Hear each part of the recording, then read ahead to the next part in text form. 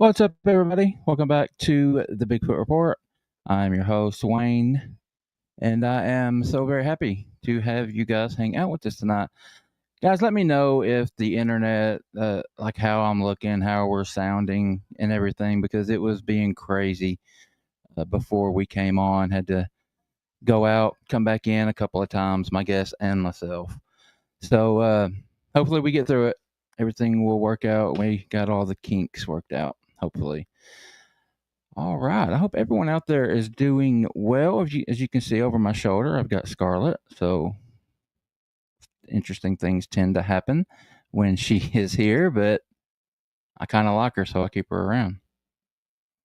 All right. Do a little bit of this Facebook stuff before we get going, guys. If you would, if you are new to the show, hit that subscribe button. Love to have you do that. Tell your mom and them, spread the word. If you are not a member of the show, we would love to have you consider that for $1.99 to get all of the extra members only perks. And lastly, if I'm back, I think I'm back. The Cash App and the Venmo. If you guys could help us out with that, that will be scrolling at the bottom throughout the episode, and we greatly appreciate that. Any help that you guys can get is appreciated. All right, like I said, Boss says my audio is a bit low. Everybody else getting that? Okay. All right, like I said last week, trying to get to our guests a little bit faster. So we'll save all of the other stuff to the end of the show. But I'm super excited to have Mr. Mike Aguilar backstage ready to talk some SkunkApe. And he's going to, believe, have his son come on a little bit and share some of his experiences. And got to meet him, and a real cool little guy. Can't wait to get to pick their brains about some of the stuff they are experiencing down there. But we're going to go ahead and get him out here. Mike, what's up, buddy? Hey, how you doing, brother? Doing very well, very well. Thank you so much for taking the time to come and hang out with me. Oh, thank you for having me. Appreciate it. Yes, sir. Yes, sir. It is absolutely my pleasure. Like I do with everybody, buddy, I'm going to start at the beginning. What happened? Did you have an encounter? Were you always interested? How old? Where? All that good stuff. Just start from the beginning and take off. Yeah. So it was just about 8 to 9 years ago. I think it was 8 years ago. I was going fishing with my best friend, and before this day, I liked Bigfoot. I liked the thought of it. I'd seen shows, but I wasn't much of a believer. I was more of a I don't know either way. And I went with him. We're going fishing 6:30 in the morning. We're going to go to Homosassa, Florida, and a little back road that I drive to go to a little private boat ramp. And I've driven that road 100 times, and no big deal. And I'm driving down 6:30 in the morning. That time of year, the sun is just kind of peeking over the trees, like just coming over the trees. And as I'm going down this windy road, there's a big part that has like a double S curve in it, and it's about a half a mile long of S curves. It's winding. And as you go around this curve, you can see up ahead like one or two curves up. And as I'm coming around that curve, I see this guy on the side of the road, big, dark shadow guy. He's walking up coming up from this way. And he stepped onto the road. And the next step, as I'm going around the curve, he made another step and walked right into that light that was just breaking across the road. And he went from shadow, looked like a dude, big dude that was in the shadow. He turned cinnamon, and the cinnamon's brown colored. And as soon as he hit it, it lit him up. And he walked into it, and he was looking towards us. So I didn't see any facial features or nothing. I could just see how big he was. He was massive. But he was not super thick, but just tall and lean, just big. And he was perfect, almost patty stride as he was crossing the road, looking over at me.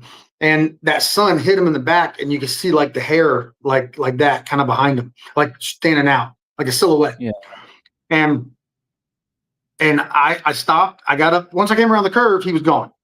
I mean, it was that quick. As I came around that curve, the next curve, already gone. It was just perfect where I could see it. My best friend was next to me, didn't see it. he was looking out the window, and the way the road curves, he didn't see it. He still to this day claims I'm crazy, but I've shown him a little bit of evidence since then, so he's kind of on board. But that was the day that started it. Like, I didn't believe it like I did until then. That was the day. Man, we got to talk about these damn roadside crossings, because I think they're intentional. That's just my personal beliefs. These things have managed to stay perfectly hidden from us for all these years, all this time. And then you mean to tell me they just go stupid all of a sudden when they hear a car coming? Right. No. Yeah. I mean, so many, and it was a loud truck too. It was a loud diesel truck. Yeah. So many people are reporting seeing them just like you reported. I've talked to so many people, but we can't see them when we go out in the woods looking for them, but just drive down the road and they'll just walk out in front of you. Stupid luck, right? That or they want to be seen. Yeah. Well, I definitely, it definitely changed my life forever, because I couldn't forget what I saw. I couldn't put it past. I'm a pretty smart guy. I've been out in the woods in Florida my whole life. I grew up here, fourth generation, and I've never seen nothing close to that. And everything in my head changed. Everything, my beliefs, everything. What part of Florida, Mike? Pasco County, Wesley Chapel, Florida is where I'm from, but it happened in Homosassa, Florida, which is about an hour north. About an hour north of me is where it happened. Okay, so would you say you're in north, middle? I don't know anything about Florida. North, middle, South Florida. All right, so I'm 30 minutes north of Tampa. I got you. So we're central, okay. Right? Pretty much. I'm west central, basically. Okay. All right, and you said that's not where the encounter happened, or it happened. It happened an hour north of there, right on the coast almost. It's a coastal area where we were going fishing in saltwater, and it's the nature coast, and it runs. It's actually, now I know, it's part of the corridor, Florida corridor, that runs all the way up US 19, all the way up into Alabama and Georgia and all that. Okay. So you have this experience, this roadside crossing, and it opens your eyes, changes you. Normally, when this happens to someone, from the people I've talked to over the years, you go one of two ways. You either shut the hell down and give everything outdoors up, or you go gung-ho, kind of like you, I'm assuming, and just start looking. What was your next step after this encounter?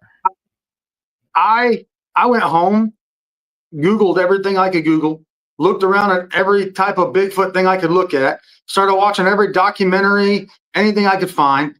And I did that for a couple of weeks, just studying stuff, looking at things, learning, educating myself about it, because I didn't know anything about the topic, the subject, and then after that, I started reaching out to people and trying to find out, or looking around who's in the state and does things, So, and then after that, I decided I want to start going in. I wanted to take some of the places. I grew up in a preserve, and it's a 10,000 acre preserve that a creek called Cypress Creek runs right through that preserve. And I didn't know this now, but now I know that creek runs down and is directly in the middle of Florida's corridor that meets everything that goes and ties into the Green Swamp and everything around it. It's one giant loop, and these things can move freely how they wanted to through that corridor and that around that area. And these are the hottest spots in Florida, some of these areas, the Green Swamp especially. And but I mean, I kind of got lost where I was going there. Sorry, buddy. I was thinking too many thoughts at one time. It happened. All right, so brain overload. That's right. We'll go ahead and we'll switch gears a little bit. I do kind of want to jump ahead. I'm curious if you've had another sighting since then. Something we would consider a Class A. I've had four major encounters. I've had 3 Class A's. We got time for all of them, man. Well, after I started going out and kind of learning what I was learning, I decided I wanted to go out and try some areas, and I wanted to try those areas that I grew up in. I just realized where I was at a minute ago. I wanted to go out and try some of those areas that I grew up in, because as a teenager, I used to go back there and fish. There's no hunting. It's a completely protected area. And I would go back there, ride my bicycle back there. And every time I'd be fishing, I always got creeped out. I mean, I was back in the middle of nowhere. I'd go back in this creek has a lot of good bass fishing in it. And I'd go follow the creek all over back there. And like I said, I just always get creeped out until I would finally get creeped out and I'd leave because I thought it was gators watching me, to be honest. Like, you're a kid, you're like thinking, oh, these gators are watching me or something. Don't slip. I know there's huge gators in there. Yeah. So I went back out there about, I don't know, a couple months after my sighting. And I went in, and what it is, where you get to the gate, it's only bikes can get in, bikes or horses. No motors, no hunting, no nothing. And there's one little paved road that goes through the middle of the preserve to the well stations for swift mud. And so I went back, I rode my bike back, and it's about total of 3 miles to where I wanted to go. I wanted to go into the deepest part of the creek. And I'm thinking, yeah, remember, I'm just starting out with this now. I've never done any of this. But you're trying to use logic. I'm thinking, all right, everybody says these things are nocturnal. So if they're nocturnal, I'm going to go in the middle of the day, hottest part of the day, go out there. If maybe they're like deer, they'll be bedded down. I'll jump them, I'll spook them, whatever, catch them off guard. Well, it happened. That's exactly what I did. Just got goosebumps thinking about it. I went back there and I had to ride my bike about, like I said, it's like 2.5 miles to where I got off, and then another half a mile hike over to where the creek is where I wanted to go. I'd never been into this part of the reserve before, and I was way back in there. Well, as I followed this little trail back, it went to the right. I was following my Google Earth, and I went back. I wanted to hit that part of the trail, or the creek, I mean. Well, I'm walking down that trail, and first thing I see is a tree broken across the trail this way and one going this way. Both two different breaks like that. And they're almost on top of each other. And as I walked up to it, it was like everything in my gut turned on and said, don't go no further. That's put there for a reason. You shouldn't go over that. But I'm stubborn and nothing scares me, And I got to tell you also, where my biggest mistake is I was being so quiet. I was stealthy. I was full camo. I even have my face painted. I was full. I'm going to go all in, right? Well, I stepped over that tree, and about 3 steps farther, and I saw a footprint, and that footprint was massive. And I'm like, oh my God, this is real. I'm looking at this footprint, and I didn't even get a chance to really analyze the footprint before I heard something crash next to me. If you've ever heard palmettos crash, when a stick or a tree or something falls into them, it's just super loud. And this is in the middle of probably, I think, July. It's hot, no wind blowing. There's no sounds out there. So this forest just crash. And then it was so loud. It was only like 20 yards away from me. I was like jumped. I'm like, ooh, shit. And I kind of like half looked with my eye. And about that time, I felt it and heard it. This deep, like it came, it projected at me. It was instant. I turned. I didn't even want to look. I turned, and I turned back the other way. I said, I'm leaving. I'm sorry. I'm leaving. I didn't know what it was. I didn't want to find out. I pissed it off. I caught it off guard. So I start walking up. Now I remember I got a half a mile walk. So it's on this side of the trail. I got to walk up and go that way down the other trail to get out on that side of his wood lines. As I start walking out, it starts walking with me. Crunch, crunch, crunch, crunch. I'm walking out. I got my butt pucker walk going, and I'm trying not to run. I don't want to run. I don't know what it is. Yeah. And so I get in, my walk's getting faster. It's getting faster. I stopped. It stopped. I'm like, I'm getting scared, man. I'm getting freaked out now. Next thing I start hearing this sound. It was like, what's that? And then a stick landed in front of me, right in front of me. They were throwing sticks at me. And if I made it walk down, I'm literally about to tear up, like I got like tears bubbling in my eyes, and I've never felt that before. Now I get to my bike, I'm good. I get on my bike, I ride out, nothing ever happens again. I get all the way back to my truck, and as soon as I got off the bike, I threw up. And then I was dizzy as I could be, started feeling worse. I got in my truck, my ears started feeling swollen, and I found out later I got zapped, is what everybody said. They said, you got zapped. I didn't even know what that meant at the time. I didn't know what infrasound was at the time, but whatever it was completely messed me up. for 4 days, my ears and everything, I was just not right. Yeah, I mean, I don't know what to make. I've never experienced that. I've talked to, you're probably the 10th person now I've talked to that has experienced that, and it's something. It's absolutely something. You mentioned RPG. I think before we came on, you and him are good buddies, and he had to leave. He was on Yeah, the original Expedition Bigfoot and had to leave after like the first episode because he got that sick for no reason. yeah. Anything It's that could have been have you it. ever suffered with a migraine real bad or anything? I don't know that I've had a migraine. I've had some pretty bad headaches, but I don't know about a migraine. Well, I chronically have them, like, and I have like major migraines with complications, and they'll make your balance is off, your inner ear feels all goofy, and that's what it made me feel like for like 4 days.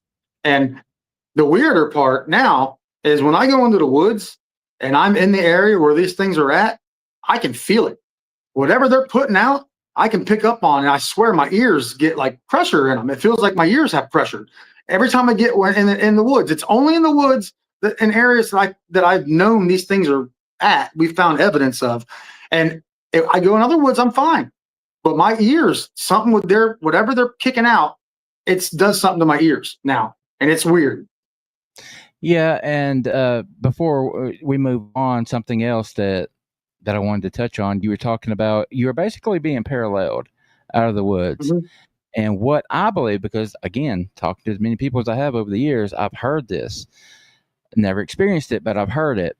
And I feel like, and you might agree, that this is their way of ensuring that you're getting the hell out of their area. Like if I stay Oh, with them and I keep throwing shit at him and let him know I'm right here, he's going to continue to leave. And if he don't, yeah. he's going to have trouble. That's my thought. After learning what I've learned now, I truly think what happened was I did exactly what I wanted to do. I caught them off guard, middle of the day. They were bedded down because when I went back there, I went back with the ISRT guys. Those are some of the first guys I ever went out with.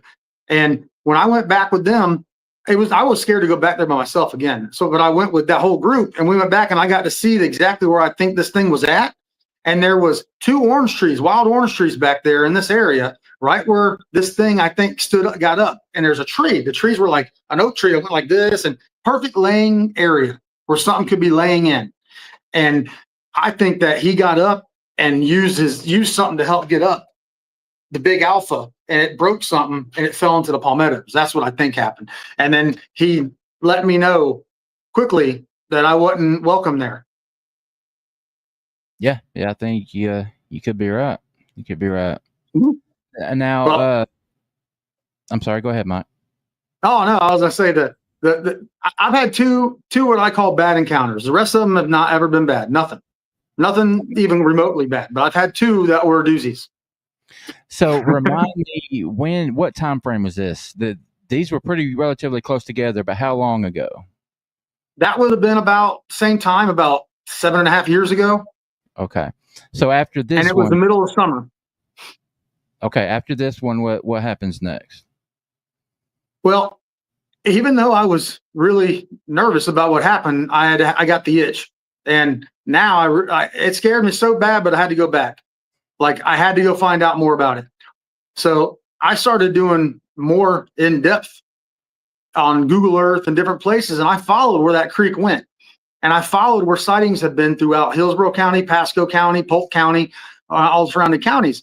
And I noticed that there's an area where the creek ran through in an area that's really, really hidden, and it really got narrow, and there was power lines there, a big power line run after hearing all of the like power lines. And so that was just my next thought. So I went and I parked next to this fancy neighborhood, and I'd have to get, I have to jump stories to come to a story in a minute here, but because Okay. technically I found this spot that this happened when I was with my son, and we were going fishing when I found it. Then the next day after we had an issue when we were fishing is when I came to this place. And to get to it, there's a creek that runs right through the middle of it. So we have big ass gators. You can't cross the creek. And I mean, you got 12-foot gators in this thing. And so I had to go the long way around, which takes you about 3 miles, 4 miles to get back to it.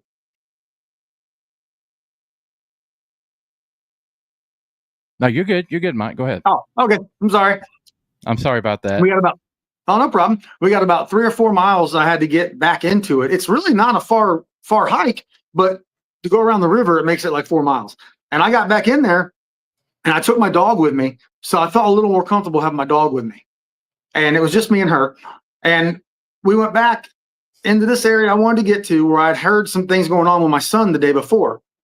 And I got in there and she followed her nose into this little trail and I followed her in. And it took me right into where I was hearing these sounds when I was with my son the day before. I walked up and I see this big leaning bush. And I sent you pictures and you can see it. Like there's it's three palm trees that are together. Palm trees don't go over very easy. Hurricanes or whatnot, they don't go over easy. These 3 palms were leaning like this. And on this side of it was a stick that was no leaves on it, completely smooth, holding that side of it up. And it was supporting it. On this side, under the root ball, was dug out and something huge had been laying in it. And my dog, she was just nonstop sniffing in that area. She wouldn't leave it alone. So long story short, I looked around, I found a couple more of these little bedding looking things. I got pictures of them and I went out to the main trail and started walking out. And as I went around this curve and I found 2 footprints. And the footprints I sent you pictures of as well. They were 19 inches by 10. And I'm looking at these footprints and same thing went off that happened to me, a month before, where my gut was saying, don't do it. Stop. Don't go nowhere. Don't go no farther. And this time I'm like, I'm not going to disobey it. So I started taking pictures of the footprints. Only thing I had with me was a bottle of water. I put a water bottle beside it to try and get a comparison of how big it was at the time. And I'm sitting there, and my dog, she's with me. I got her on the leash, and she is staring into the wood line that's about 30 yards away across the trail. There's a solid, bushy, real dense, bushy line, and 3 or 4 trees coming out the top of it, about 12, 13 foot high. You could see the trees above that. The trees were probably 50 foot. And she is sitting there. She starts doing a low little growl, a little rumbling growl, like, I'm like, oh no. The next thing I swear, I felt like somebody stomped. And like somebody stomped the ground. Boom. I felt it. Just boom. And that tree moved in the middle. And then it moved again. And then it went, I swear, like this about 5 or 6 times and went over. And that was followed by the loudest screaming sounding thing I'd ever heard. Miley, my dog, she was so terrified, she turned around and almost hung herself on her leash trying to get away. I literally went into tears. I thought this thing was coming out of the woods at me. I thought I'm dying right there. And I never had anything scare me, but now I'm already nervous because of what happened before. I know what I'm dealing with.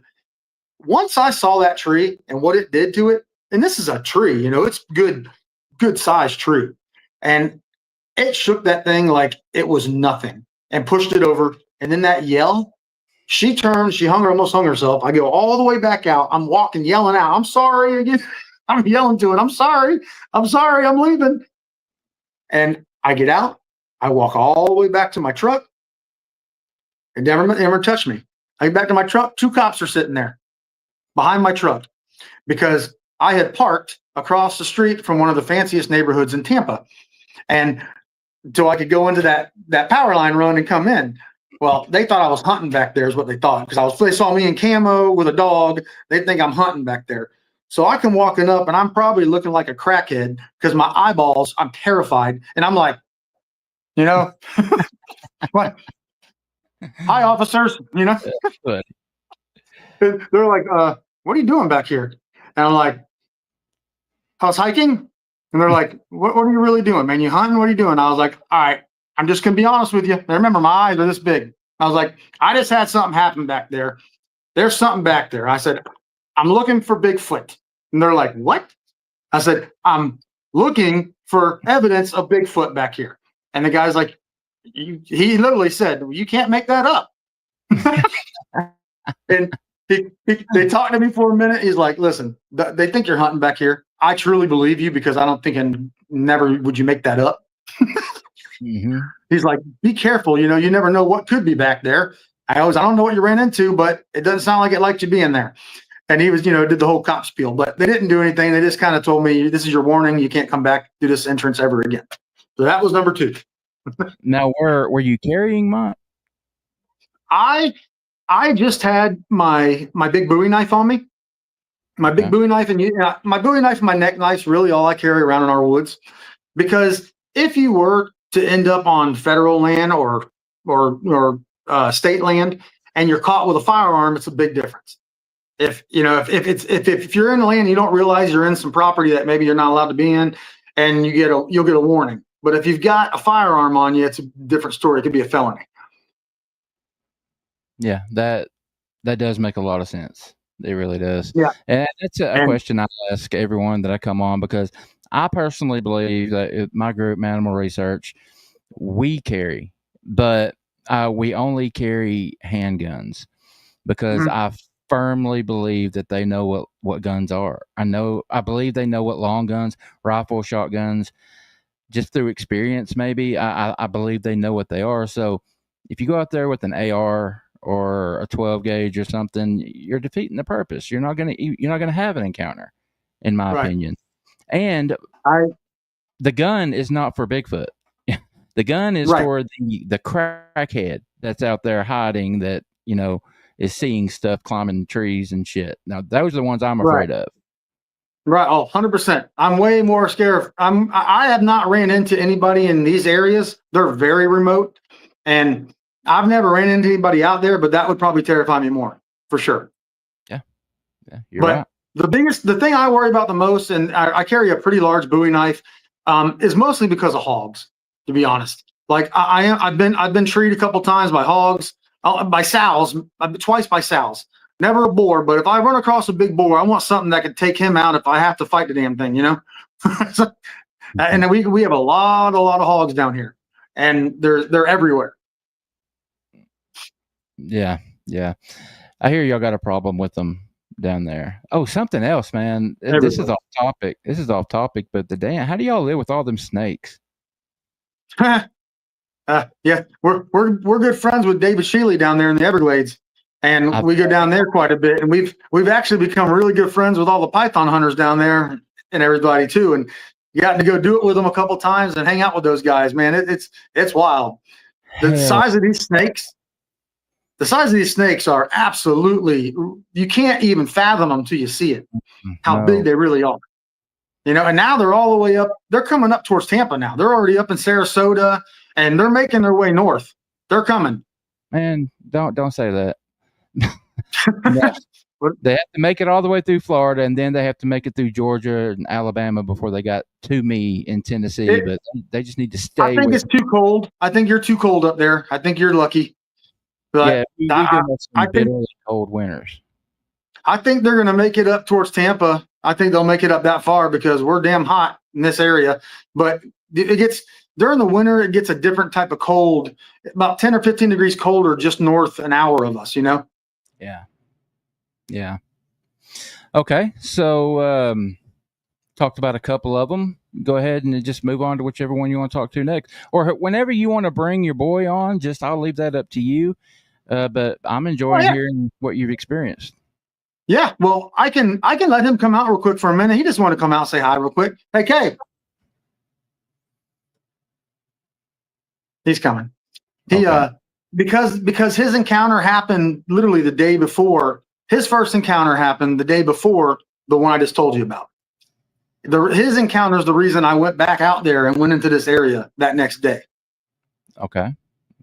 I don't know if you want to share everything that you shared with me about, what he's been through and everything, but you are welcome to talk about that if you want to. There's little man. This is Kaylin. Hi. Hey, what's up, buddy? Come here. All right. So we were just talking about, I was just told him about the tree, right? So let's go back a little bit so your face isn't kissing that camera. And get a little wiggle worm. So I was telling him the day before that's the reason I went. Mm-hmm. So me and him, I decided I want to take him fishing. And that creek, I know that creek runs through there. And we were on this side of the creek. Where that thing happened I just told you about was the other side of that creek. So we're on this side of the creek, and we're there for about, I don't know, 15 minutes fishing around the edge of this thing. And one of the first things we found this giant bow movement like that on the side of the sand. And I thought that was kind of weird. Yeah. Well, this creek does it goes this way, and that way. There's like a big S right in that one spot. If you're standing over here, the bushes are so thick, you can't see what's over there until you walk over and kind of peek, and then you can see down it a ways. When we did that, what started happening right whenever we peeked around that corner? We kept on hearing noises for like, what, an hour? For at least about a half hour. You're live. What kind of noises? So, you know what a barred owl sounds like? Probably. Yes, sir. So, yes, sir. Basically that, but way deeper and super loud. So like 1,000 pound. Huh? So like 1,000 pound owl. Yeah. Well, it was like as soon as we got around that corner, it was like ooh, ooh, ooh, and then ooh, ooh, ooh, ooh, ooh, ooh, ooh, but it didn't sound like a barn owl. No, it sounded like a group of orangutans out there trying to sound like owls. It was so loud. And it was like as soon as he was over there, peeking around, and then it started, and I got over there, it was just going off. And it's about, I don't know, 3 blocks or so to where that creek turns again, and that's where it was on that corner, and that property is where they were coming from. I couldn't see where it was coming from, but I could see where it came from, but I couldn't see into it, just barely into it, And there are some trees that were out there peeking out that you can kind of see just a little bit. And then what happened? So, can I tell the story? Yeah. Okay. Yeah. So we were just fishing, like he said. So I'm just whatever, just fishing, reeling in my bait. And I happen to look over just across the creek because we're in this like little open area fishing, right? Mm-hmm. So I'm looking across the creek, and there's this big tree, and I almost saw some little movement, and I'm looking, like caught my eye, and it just like my eyes just locked in that area. So I was just staring there because I kept on seeing like movement, and then I saw what looked like a head. It went like that, and then it saw me, I think, and it went like that. It went back, and I see his shoulders were literally peeking out of the tree. He was like probably 3.5 foot wide.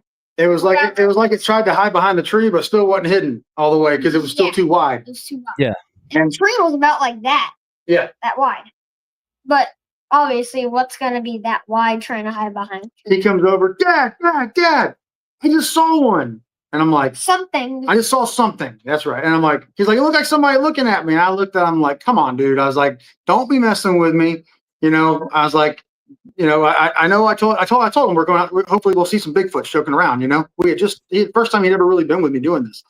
And I'm like, quit messing around. He's like, he looks at me. He's like, no, he gets mad. He's like, no, Dad, I saw something. It was right there. It was looking at me. He got all upset. He was really like crying, upset. I'm like, I'm sorry, buddy. I'm sorry. I thought you were joking with me. He's like, no, I won't. I lie about that.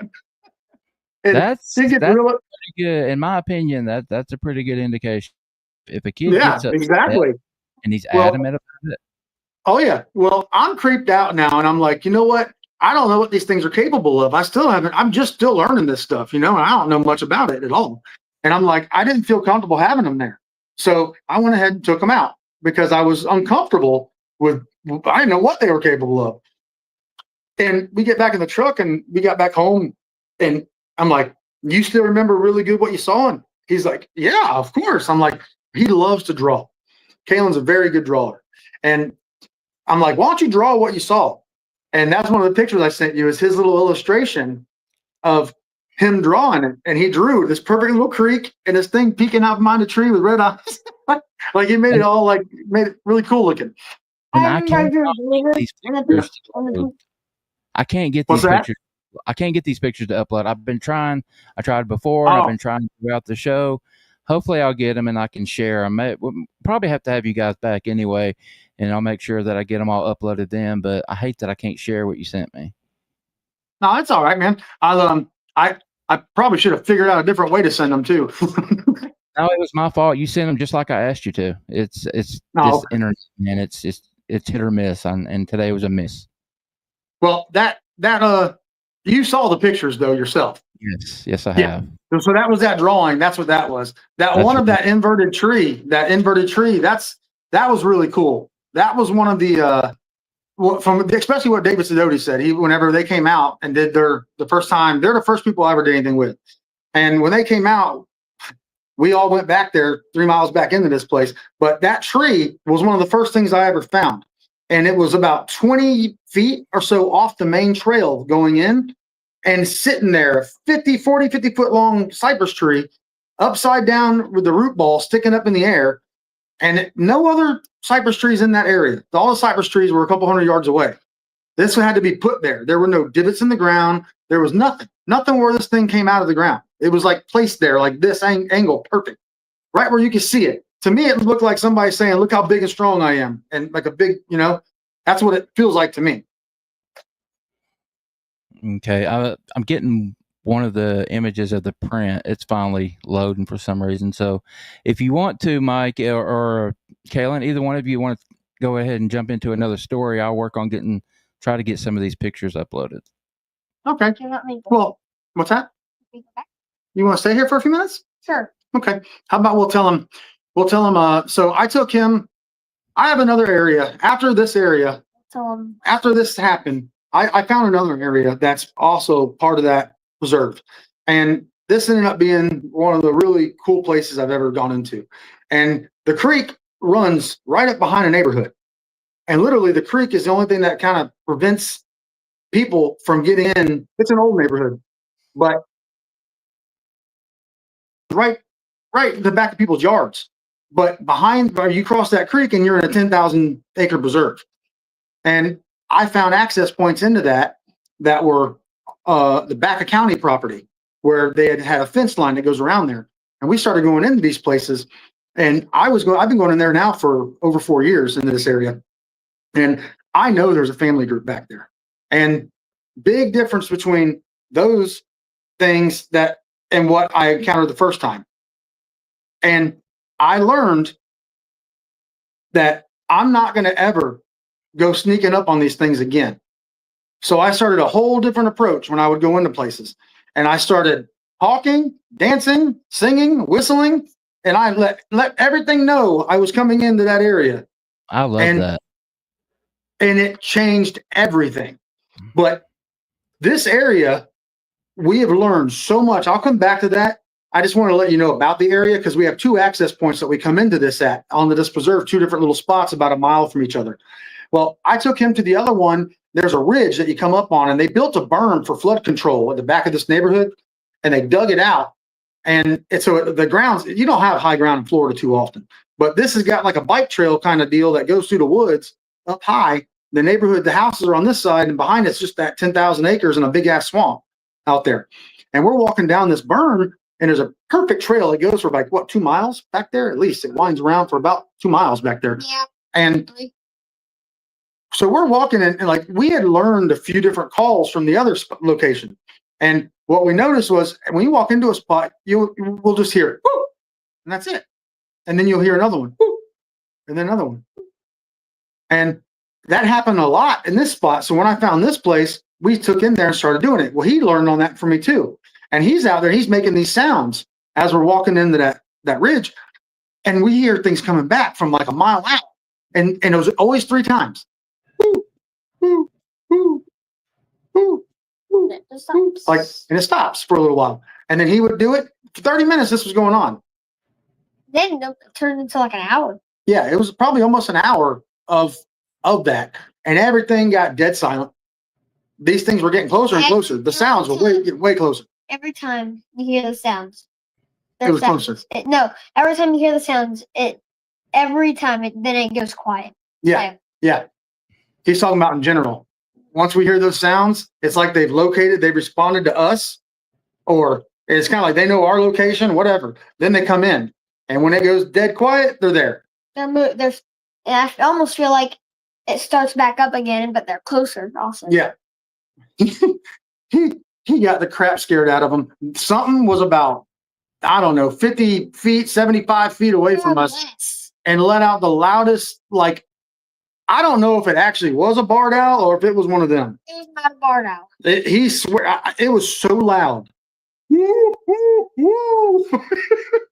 It was so. He turned and hugged me and started crying. I want to go home, Dad. I want to go home. I was like, well, for an hour you've been talking to them out in the woods. They came to see what you are. And my phone went dead. I couldn't get any of the audio from it. And then once I moved past this area and got farther down the trail, nothing. As soon as we started coming back and we went back to that area again, it started up again. So we were coming through their territory and they were pooping and hollering at us.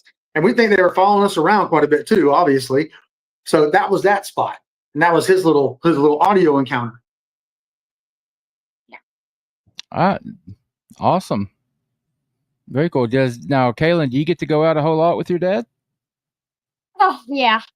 He's a proud member of the Mid-Florida Bigfoot research team. I usually come out like probably 85-90% of the time. He goes with us a lot. We love having his little sharp eyes. Man, he sees things we don't see. Like yesterday. Yeah, like 2 days ago, or a couple days ago, we were out with the group in Green Swamp. And we're walking back in, and it's almost dark. And he's like, watch out, Dad. There's a hornet's nest right there. I'm like, where? There was yellow jackets coming out of the ground. I didn't even see them. The little tiny hole with a bunch of yellow jackets coming in and out. I walked 3 feet away from it to the side. I would have walked right on it, and he saw it. I was like, good eyes. Good thing I saw it because I would have walked right on him. I would have freaking chased me like 100 yards. That's true. Now, Kaylin, I heard that you got to get up on stage and talk in front of a few people. What was that like? And how many did you get to speak in front of? I didn't really think much about it, but you said how much did I speak in front of? Yeah, how many people and like how long did you get to talk? 1,500. About 1,500 to 2,000. Wow. And that was it was at the Great Florida Bigfoot Conference. And Kaylin, if anybody out there who doesn't know his story, Kaylin had a rough start. And you'd never know it now, but by hearing him and hearing how clear he talks and everything, And there's really no signs of what he suffered with. It's pretty much gone. But Kaylin was born with selective mutism, and that's on the autism scale. And we had never even heard of it. Kaylin didn't talk until he was 3.5. He was walking at 8 months, and he was running at 9 months. So his motor skills were off the chart. But he wouldn't talk. He hummed everything. I love you, Kaylin. He'd go, He would hum it until he was about 3.5, and he finally started speaking. Well, that was one part of it. Then he would only speak to us, to me and his mom and my mom. And we realized he won't talk to certain people. Like you'd introduce him to somebody and he'd just shy up and turn. When that we found out he had selective mutism. It's rare. And actually Daniel Lee Barnett suffers with the same thing. And that's how he got his start. And same thing. He overcame it. And them two actually got to meet. So they're becoming friends. So be on the lookout. We might have some cool things coming out for hopefully to help with kids, especially on the spectrum side too. We want to get more kids out in the woods, have some fun. Good for you, dude. That's inspiring. That's awesome. I love hearing stuff like that. And I asked him, you want to get on stage with me? He said, yeah, all right, come on. And he was sitting there with me and I put the mic in front of him and he just kind of put his head down and talked. He was a little nervous, but he talked and made some sounds and did some things. And I'm like, all right. He's been with me twice up on stage doing some stuff for the conference. That's so cool, man. Keep it up. It's hard to overcome, man. I can't imagine. I can't imagine. First off, what Kaylin went through, obviously, and you and his mom and your family, and just the struggle. Of watching a child, someone you love, like struggle. It just hats off to y'all, man. I don't know how you do it, but it looks like everything is working out. He's a very well-spoken young man, very clearly. Yeah, it's mind-boggling to know. Like if you would have seen it, he literally didn't talk to one of his teachers until he was in second, third, almost third grade. He did not talk to a teacher. He would go and shell himself if he was upset. He lashed out with violence or threw his table, and he'd get mad. Kids picked on him because he wouldn't talk. They knew that they would get away with stuff. So the kids are mean, And he went through a lot. And football, we started football. He wanted to play football, and he's good at it. Problem is, he wouldn't talk to the coach. So the coach, I had to go run up and down the field. He didn't, he's learning football. He's, 6 years old trying to play tackle football and like a little bobblehead out there running around. Doesn't even know what he's doing. And I'm trying to teach him. The coach can't communicate with him because he would run away and come to me. So football helped a lot too. Football and our group, really taking him out and being exposed to people and a lot of different people, and he just came out of his shell.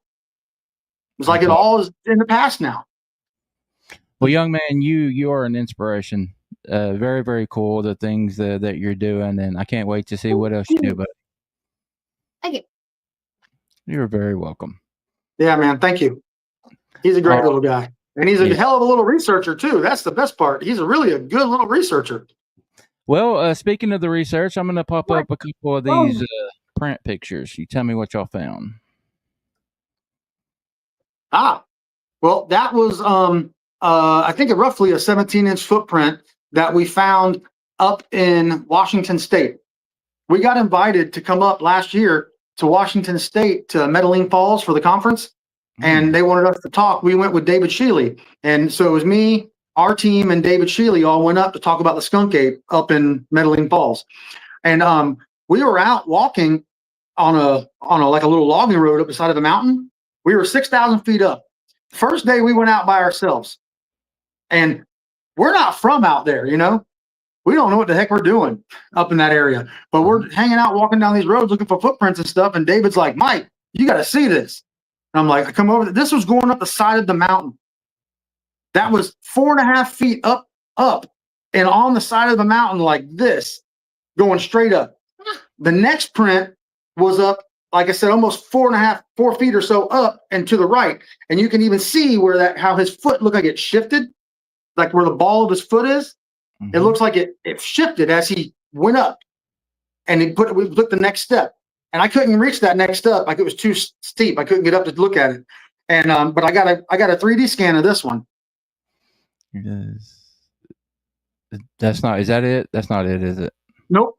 That is so the one on the right is the Grays Harbor print that I got from Dr. Meldrum when we met him, and the one on the left is our footprint from Jennings State Forest that we found. Marie found the first footprint, and in the middle of the night, we were out there our first night, and it had just got done pouring down rain, and she's like, "Mike, come here, I found something." And I come over and look, I'm like, "Oh my God." And then 56 inches ahead of that one was another one. And then 56 inches ahead of that one was another one. And it went like that for a quarter mile down the middle of this sugar sand logging road, back in the middle of nowhere up by Jacksonville. And it went all the way down like a quarter mile, and it disappeared at the creek. There's a creek out there it stopped at and disappeared. Coming up from the creek the other way were smaller size footprints. Coming back.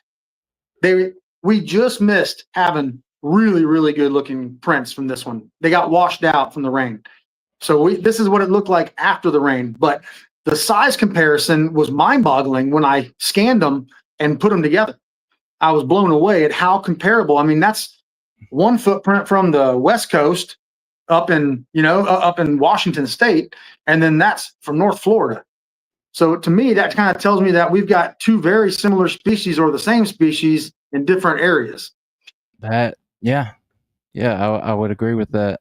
Let's see what we got here, Caitlin. That's his magical moment. I was young when I made that. Yeah, he was a lot younger. He's 11 now. I think he was 5. Yeah, 5. Did you see the gator, or did you just add that in? Even 4. What? Did you see the gator, or did you just add that in? I don't know. I think I saw him or something. We saw gators that day. Oh, yeah. We'd seen gators that day. He even drew the poop. Yeah. I see that. Great. Y'all didn't take any samples of the poop or anything, did you? No, not that. It was white, dried out, like it'd been in the sun for like a month. It was real white, but it was like, I mean, it was big. It was big. Like that thick, and it was like just a pile. Not really how people say it, like that. Let's see. Yeah, there's that tree you're talking about. Yep. That's what I'm talking about. That's my dog with me, Miley. We lost her a couple months ago. God bless her little soul. She was awesome. But that tree, that's the first thing I found back there. Her nose sniffed me over to this spot. she kept following a smell. And then I saw that. I'm like, what the heck? Palm trees don't just fall over like that. And we had no storms at that time of year either when I found this. And that whole tree structure, you can't tell, but it's 3 palm trees leaned over, and that arrow, that support tree, was skinned, and it's supporting the weight from going all the way down and letting that thing tip over. See how it's got a nice shadowy area behind it? Yeah. That wouldn't be there if that thing laid down more. And on the other side, next to that big tree right there, see the palmetto, and then there's a tree. Right next to that, on the other side, there's another stick supporting it from the other way. Okay. And it's all dug out underneath there like something had been laying in there. That's what that's what it looks like. And now that you mention it, of course, I don't live in Florida or anywhere with palm trees, but I don't think I've ever seen one blown over. It's not something that happens. Look at the size of that root ball. Yeah. You know, it's weird. They don't just fall over too easy. Damn. Yeah, that's something that you just don't see all that often. Yeah. All right, we are coming up on the hour. We do have some questions for you, so we'll go ahead and jump into those and try to get those done as quickly as we can. First couple are from Mike Wolf. I think did you get any photos of the prints? Yeah, we just shared those, so I kind of jumped the gun on putting that one up there. Again, from Mike Wolf. There's actual photos I sent you also of the 19-inch footprints that I found that correlated to that other story with the shaken tree. Okay. There's those prints are on there too. Okay. Yeah, I'll get those put up. But Mike is also asking or saying not everyone experiences the infrasound. What do you feel is the reason some do and some don't? Great question. I think it's like a defense mechanism. Seriously, it's like they hit you with something. I think more than one of them can hit you with it at the same time too. I think they can all. I think that's kind of what entails how much of a zap you get. And yeah. Oh, you want your face in there? I was like, sorry. So I've been hit twice. I can tell you I got hit twice. The first one was the one I told you, and then the second one, I was out with the group and I took a right because I kept following my nose, and I went into this area and I got hit again. It was like I hit a wall. I couldn't walk no farther. And again, sick. It hit me faster that time. It didn't have no delay. It was like within a couple seconds. I came around, I sit on a log. It was like I was having a heat stroke. It was horrible feeling. Dizzy, throwing up. The whole group, like they remember it like it was yesterday. And it was really bad how sick I got, how quick. Okay. All right, moving on to Troy. Some people spend years in the woods and never see or hear anything. Why do some people have multiple encounters in a few months while others see anything? That's $1 million question, man. I've really come up with something. For one, I think these things are super intelligent. I think they're a lot more like us than they are more like animals. And I think they feel things too. And I think they're more inclined to be more curious of you if you're with children, for one, or with women, or if you're by yourself. You by yourself is the key. Or the only time I've had anything happen really legit like that has been by myself or me and him alone. That's it. And me and him alone, we haven't had a sighting together. He had his, but I didn't see him that day. I had something happen afterwards. But you were fishing. Yeah. You're too busy. Right. But I think that's what it is. And there's another part of it true. I truly believe I'm severely ADHD. I have really bad ADHD. He does too. And we're kind of in that realm. And I swear your brain works different when you're ADHD. Like you pick up on things more clear. You're sensitive to sounds, smells, everything, more sensitive. And I think that has something to do with it. I have a lot of friends of mine that are ADHD that have had experiences with these things. And it's pretty ironic. I think there's something to do with it. Like your brain is a little different. You're wired just a little bit different. In some ways it's awesome. Some ways it's not. Yeah. I've never considered that, but I think it could be very possible. I don't know why not. Right. Also, again, from Troy, Have you collected any hair or scat samples for DNA studies? Yeah, you guys. What? But me, you, and me. Oh yeah, good. Okay, so yes, we had. My God. So we did collect some hair. My dad has this gifting spot out in his little spot we go to. He talked about in the neighborhood, and they love Reese's. We found out, like Who don't? they'll go crazy for them. Every time we put them out, they're mostly gone. Sometimes before we even get back and leave, Yeah. they're already gone.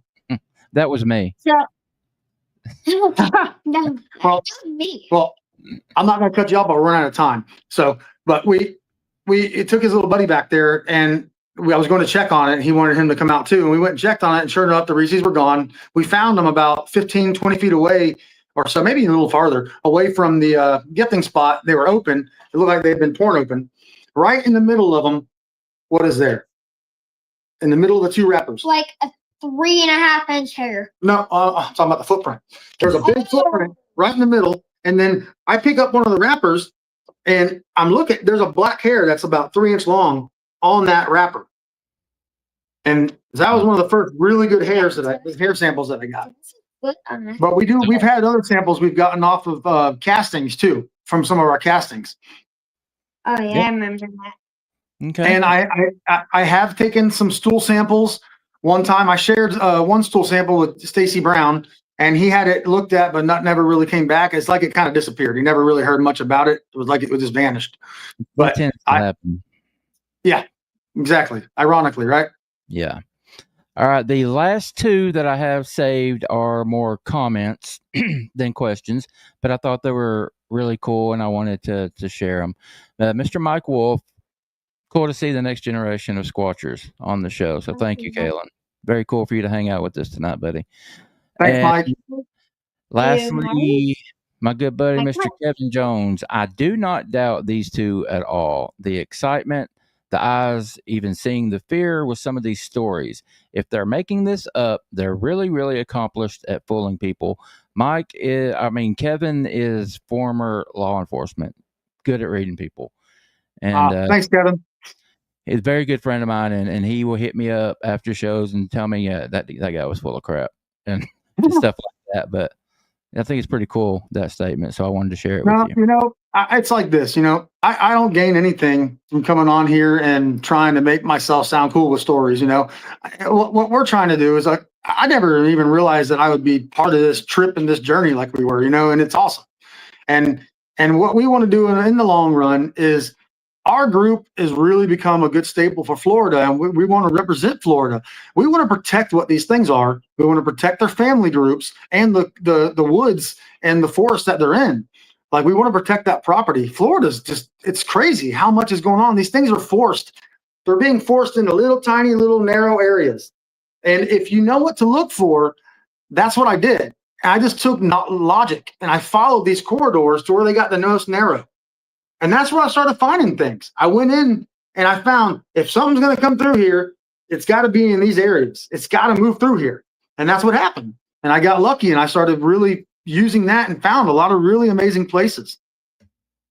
Yeah. And that can kind of be said to anywhere. It's a belief that I have. The reason that we're seeing these things more the last 20 years is because we just keep going further and further into their territory, building more and more houses, subdivisions, these luxury cabins out in the middle of nowhere. We're taking their land away.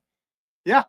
Like Thomas Seawood changed my life. We got to meet him, and that was one of the coolest people I ever met in my life. And he did a little show for us. I even got to sign the foot. We got to sign the foot that's in his museum. And he was so cool, but he told me things that I brought with me now. He's like, why would you go into someone's backyard, right into their house, walk in and not tell them you're coming? Not knock, not anything. Just go in. He is stupid white people going around making knocks on trees. Knocks on trees, that's them telling you to get the hell out.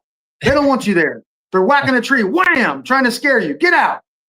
And I'm like, that kind of makes sense. It does. Somebody walks in your back door that you don't know. I mean, you're exactly allowed to shoot and kill them. Why can't they should they not protect their home?